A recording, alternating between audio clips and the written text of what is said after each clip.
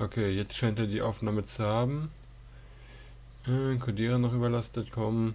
Jupp, sehr gut. So, hallo und herzlich willkommen zurück zu einer weiteren Folge Find Love or Die Trying. Beim letzten Mal sind wir irgendwie geresettet worden. Also geresettet worden vom Spiel selber. Das ist kein Bug, das ist tatsächlich Teil des Plots offenbar. Dass wir irgendwie wieder zum Anfang zurückversetzt wurden, offenbar. Nachdem ich irgendwie erstmal den Eindruck hatte, dass das Truman Show ist.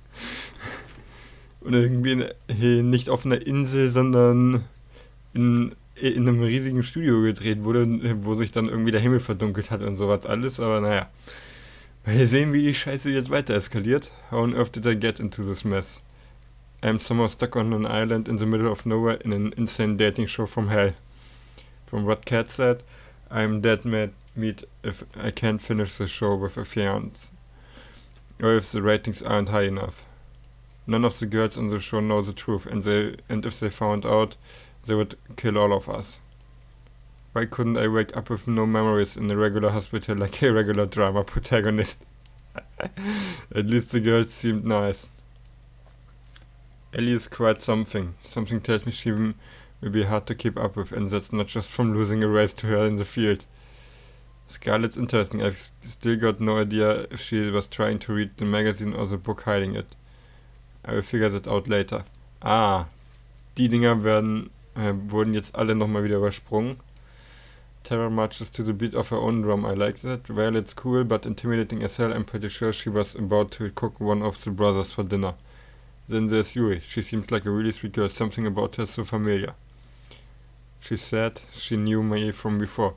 I will have to ask her about what I was like before as soon as I can. But no, the show must go on. And that's why Dread is the perfect soulmate for each of you.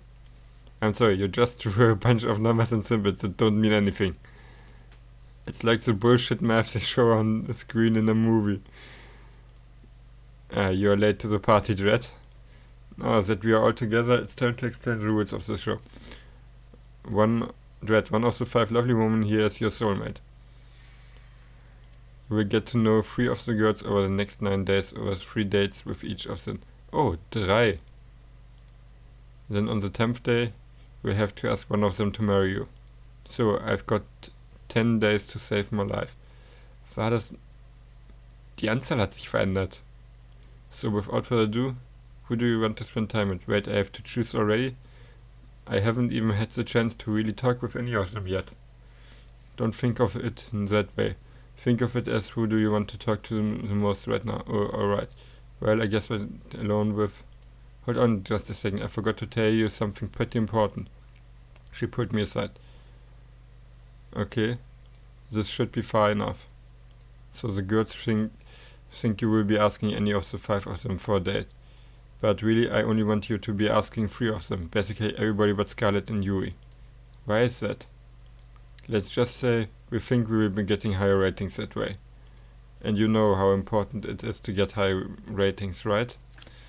Okay, interessant. I don't really have a choice, do I? Nope, glad we're on the same page, Dread. Interessant. So without further ado, we work back to the girls. Who do you want to go on the first date with? Ich nehme mal Tara. Tara? Alright, we will make it happen. Okay, interessant. Die anderen beiden wurden jetzt ausgeschlossen aus dem ersten Durchlauf.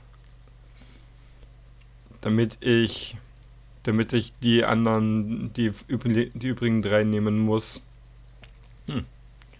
Faszinierend. As I were closer and closer to the games room, I could hear people screaming bloody murder. Help, you're not going anywhere. Take him, I'm too young to die. I was inside as fast as I could. Sie zockt doch wahrscheinlich. Mit den beiden. What kind of brother would sacrifice his own flesh and blood to survive? Life is tough, Buttercup. No! I will save you, bro. Bro? Ah. It's the heroes that die first, you know. Bro! Where was... Oh, alright. 1 down, 2 to go. Get over here. They were playing a fighting video game.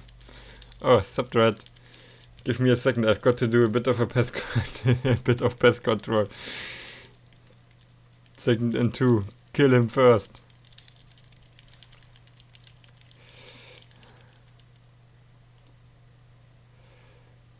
Okay, hey, das sieht aus wie the Switch, cool. Alright, you are lost fair and square.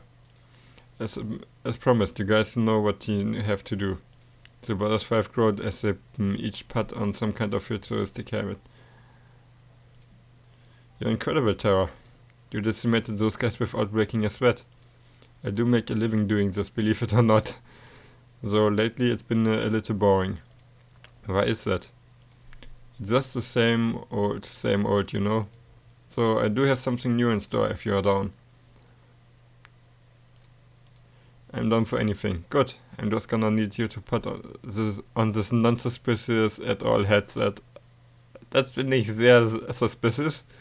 Tara picked up a helmet from behind the couch and placed it on my head. This won't hurt a bit, don't worry. Wait, why would it? It was like lightning ran through my head. Bin ich jetzt in einer VR-Welt? Das ist ja bescheuert, aber geil. I'm in some kind of forest. Rodred, you're here too? Where are we? I want to go home. Oh, stop whining. You're just in a video game, come on. This isn't the first time you have seen this happen in fiction. That kind of thing exists now? It's been around for at least 1 million years by now. Get with the times. Oh, last time I checked I would never heard of anything like this. Alright. So maybe it was some weird kind of weird device I had never seen before. Ach du Scheiße. Das ist etwas beunruhigend, Mädel. Can you blame me for wanting to try messing with it? Ja, sehr wohl. Wait, there's no way this could be a game. It looks too real. I had to admit I had my doubts too. Everything looked as if it were really there. Hey, if you want proof, just try walking outside of the forest. Two took a few cautious steps, then some more. Oof. He smacked against some kind of invisible wall. There's some kind of invisible wall here. It really is a video game, huh? Actually, that's the wall of the games room.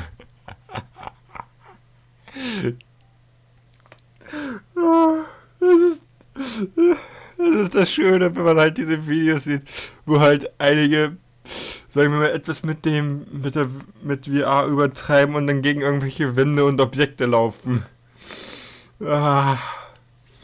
Nein, man sollte im VR nicht selber irgendwo rumlaufen. Das ist nicht gut, das ist gefährlich. Und man sollte sehr viel Platz haben, möglichst freien Platz haben und nichts, wo man irgendwie gegenkommen kann. I thought this console would be like a deep dive sort of virtual reality video game too, but it seems like everything we do here is replicated in the real world. Nicht eher andersrum. Alles, was ihr in der realen Welt tut, wird ins Spiel übertragen, würde ich sagen, ist eher das, was ich vermute. Aber na gut. Work too many steps in a certain way and smack. Doesn't that make this kind of useless? I guess, if you are allergic to fun. The sound of intercom played through the forest. Hey, can you guys hear me? Cat, we can hear you, what's up? You guys need to log out of the game right now. If you're in the game too long, it will fry your brain. What, how, why? Long story short, it's an experimental, how to say, game console that we had in storage. No idea how Terra found it though. This show is always trying to find new ways to kill me, isn't it? How much time do we have? Before it fries your brain? I don't know. Maybe a few minutes, maybe several hours. But it will slowly zap your sanity the longer you are there. Just log out already. We don't know how. The brother 5 and I looked around frantically, but there wasn't even any way for us to log out. Oh, I don't think you guys can see the logout menu. I think it's an admin only kind of thing. If you can see Terra, then come on, log us out already. She cackled like a B-movie maniac. Ach du Scheiße. Something tells me that she didn't have much sanity to zap in the first place. But it would be such a shame to leave so soon.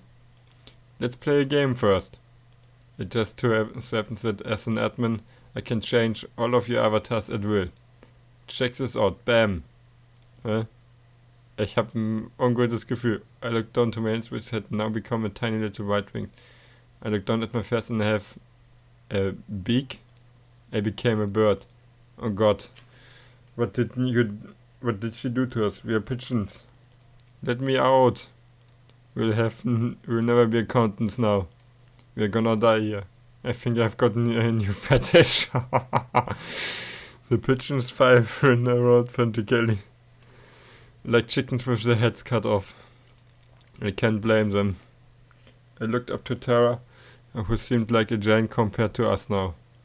Now, I'm sure you're wondering why I turned you all into birds. I guess you could say that. It's funny, Dread. Earlier you told me that this whole show was like a dating sim, except that you were in the driving seat. Now the shoe is on the other foot. She kicked it again like a wicked witch. Welcome to Pigeon Dating Sim Battle Royale. Pigeon Dating Sim Battle Royale, ey. Ich möchte dieses Spiel sehen, ehrlich. Das ist... Der Name klingt absolut abgefahren und geil. Ich möchte davon echt eine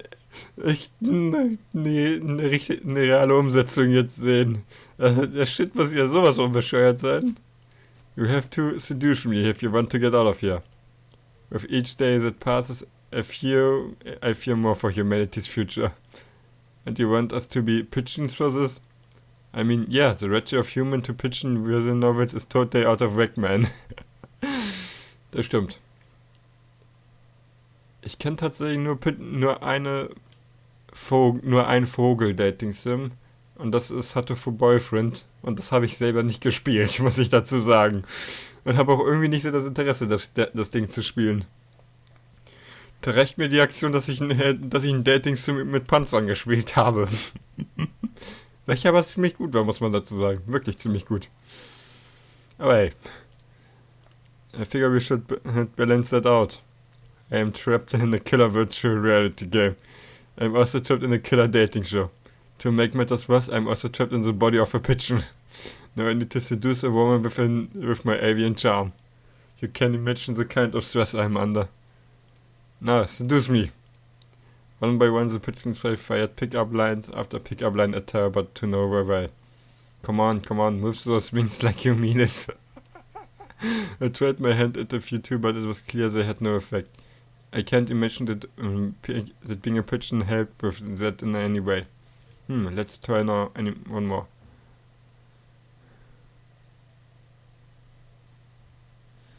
How about...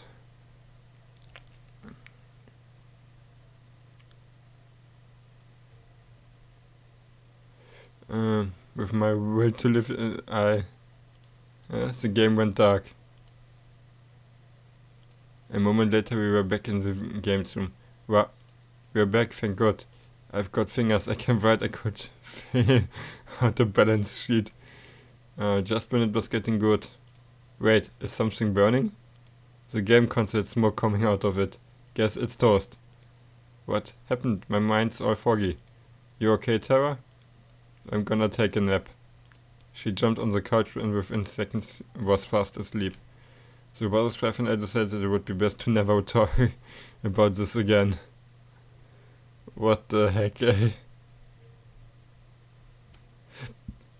I stumbled back to my room and plopped into my bed. Who would be coming at this hour? I shuffled over in the haze. Hey, Cat. Hey there, Dread. Sorry to bother you this late. That's alright, what's up, Cat? Don't mind me, just gonna make myself real comfortable. Cat walked by me and comfortably sat herself on my bed.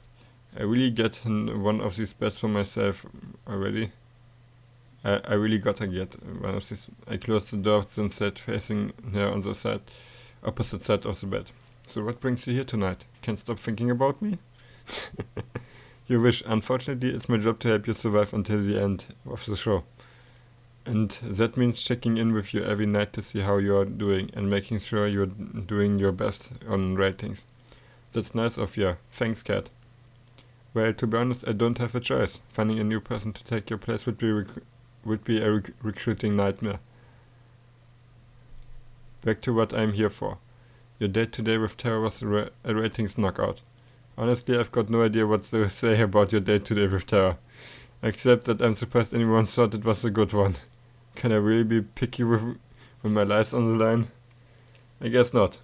That said, I'm hoping we can sprinkle a little more drama into this show. More romance, love triangles, and less pigeons. Tomorrow I want you to find who your second soulmate candidate is and ask them out on a date instead. Alright, sounds good to me. I would have expected you to want to spend more time with Tara tomorrow, but I guess you understand your situation. With those ratings getting higher and higher every day, they will X the show and your life with it. I guess that makes sense in some warped way. I'm impressed at how well you took that. I would almost think it wasn't your first time on a life or death killing dating show. Well, that's pretty much what I needed to tell you. It's getting late, and we both got big days tomorrow. I will see you tomorrow. Night, Dread. Good. She was gone before I had a chance to finish. Guess it's time to call it a night. The sound of waves. Hey, I can hear her call out to me within a dream. It's you. Und das geht wieder ab. I love you, Dread. I always will. And I will always love you too. My mouth moves on its own. Even if there's so many other women on this show, they could never be you. I held her tight and kissed her.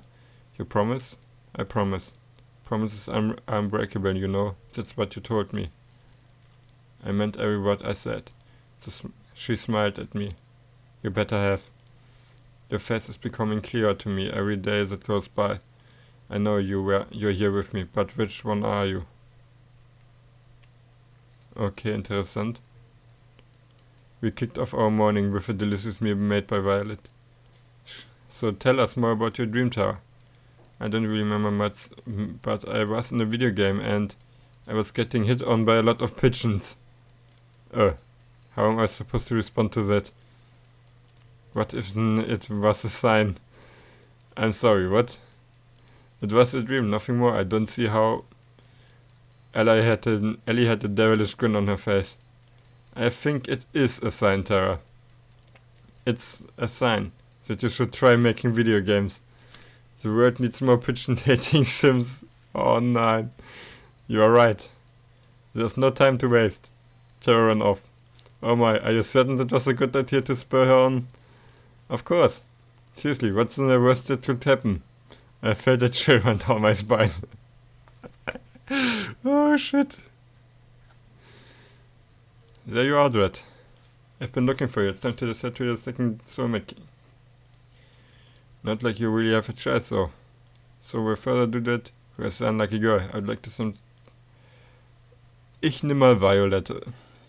Violet. Alright, we'll make it happen. Give us a minute to set up the scene, then go find her. I had just gone outside the mansion to find Violet when a white limousine drove up and stepped in front of me. One stepped out from the driver's seat and walked towards me. Dread, good day. Please do enter. What's with the formal talk? Please just get in the car, Dread. You already heard what she did to my bro. He opened the passenger door and unsheared me inside. I shrugged and went inside. What's the worst that could happen on a death game dating show? We sat in silence as one drove me to what looked like some sort of fancy restaurant, then escorted me inside. Bonjour, suitor. I trusted my new butler brought you here safely? Yeah, he did. What's going on, Violet? I thought I would give you a chance to have some alone time within the start of the show, is all. I am told this is what people do when they are courting. Have you never been on a date before? Oh, of course I have, and I have read all the manuals on the subject. Oops. I will have you know, I've studied every book of the Lusty New Asian Maid series, and know them all by heart.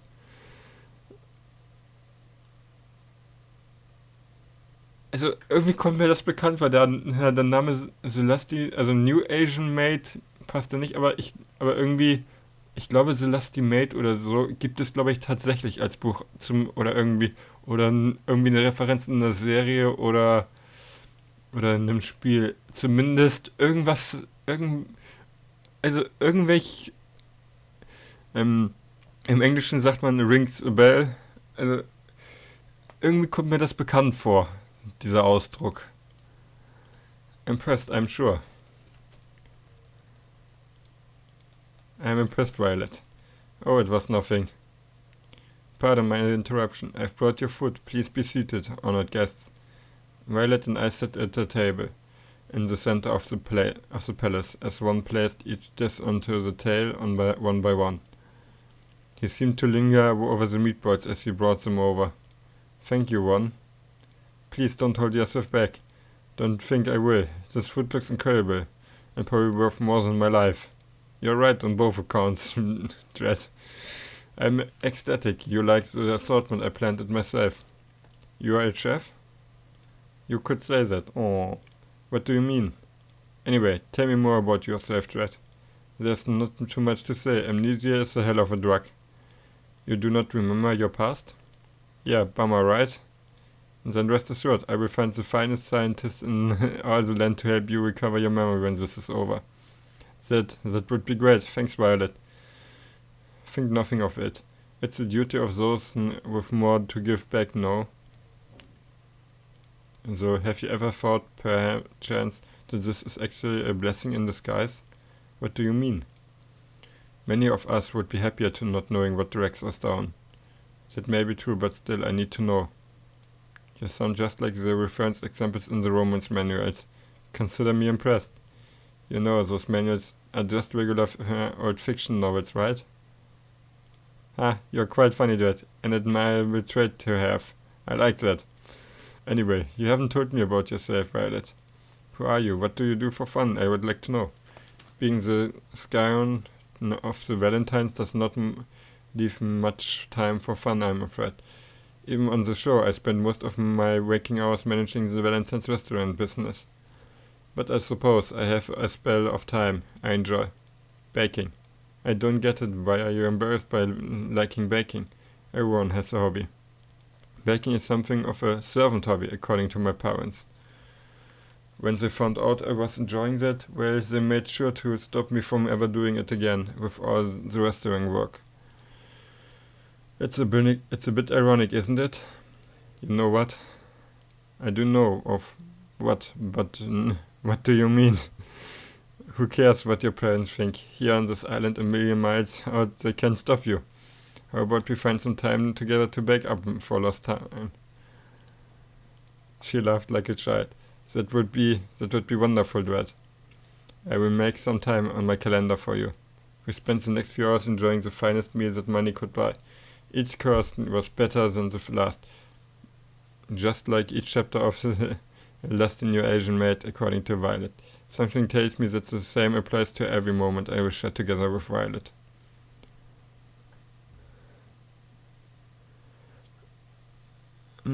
Ich werde jetzt erstmal diese Folge hier beenden.